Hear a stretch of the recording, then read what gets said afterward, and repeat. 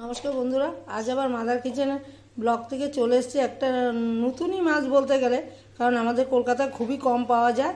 হ্যাঁ, কড়াইতে তেল দিয়ে কালো জিরা ফোড়ন দিয়ে দিয়েছি। এই যে বড়ালি মাছ, হ্যাঁ আসামে, আমি বর্তমান আসামেই রয়েছি আমার ছেলের এখানে। এই যে বড়ালি মাছ নুন হলুদ দিয়ে মাছটাকে মাখিয়ে নেব। হ্যাঁ, কাঁচা মাছটা করব, আর করব হলো, আপনারা তো জানেন আমি রেড চিলি দিয়ে করি। রেড চিলি নুন হলুদ এই যে মাখাবো, আর দেবো হলো এই যে পেঁয়াজ টমেটো কাঁচা লঙ্কা কেটে নিয়েছি। তারপর মাখিয়ে একবারে কি করে বসাচ্ছি এক এক করে আপনাদের দেখাবো। হ্যাঁ, আমি এখন বর্তমানে কলকাতা নেই, আছি হলো আসাম। আর ওইখানে থেকে আমার ছেলের ঘর থেকে আমি রেসিপিটা করে দেখাচ্ছি। আমার পেঁয়াজ লঙ্কা আর টমেটো মাখা হয়ে গেছে, নুন হলুদ রেড চিলি দিয়ে মেখেছি। আর এই যখন মাছটার সঙ্গে মাখাবো, আর তেলটা আমার অনেক গরম হয়ে গেছে, তার মধ্যে কালো জিরে দিয়ে দিয়েছি। হ্যাঁ, এবার কি করে মাখাচ্ছি আর কড়াইতে কি করে দিচ্ছি সেটাই দেখাবো। আমার মানে স্ট্যান্ডটা নেই, তাই হাতে মানে মোবাইলটা নিয়ে করতে হচ্ছে। ভুল ত্রুটি হলে মার্জনা করবেন সবাই বন্ধুরা, আমার প্রিয় বন্ধুরা যারা আমার প্রিয় তারা। সবাই অনেকে ভুল ধরতেই পারে, কিন্তু এই আর কি। এই যে মাছটা এবার দিয়ে দেবো।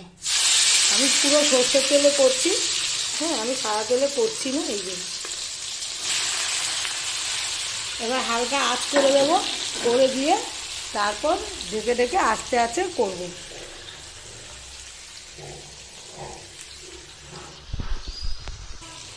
মাছটা আমার 80% হয়ে গেছে, দেখুন দেখতে তো দারুণ হয়েছে। আর এই যে একটু মশলা ধোয়া জল দেবো, আর মাছটাকে ঢেকে দেবো না। এবার ভালো মতো একটু ফুটে উঠলে, হ্যাঁ চচ্চড়ি তো ভালো মতো ফুটে উঠলে এই যে বিলাতের জন্য পাতা যায় দেবো, এই কেটে দিয়ে দেবো, তারপর দেখাবো। কারণ এখানে আসামে অ্যাভেলেবেল বিলাতি ধনেপাতা, আমাদের কলকাতায় যেমন পাওয়া যায় না, এখানে অ্যাভেলেবেল প্রচুর পাওয়া যায়। দাম হয়তো একটু বেশি, কিন্তু পাওয়া যায় প্রচুর। আমি সেটা দিয়ে দেবো, আর পরে পাতাটা দিয়ে আবার দেখাচ্ছি।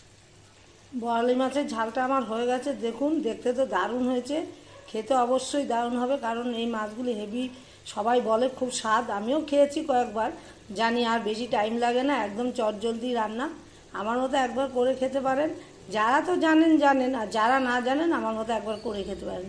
হ্যাঁ, আর ভালো লাগলে একবার লাইক শেয়ার কমেন্ট করবেন, সাবস্ক্রাইব করতে ভুলবেন না।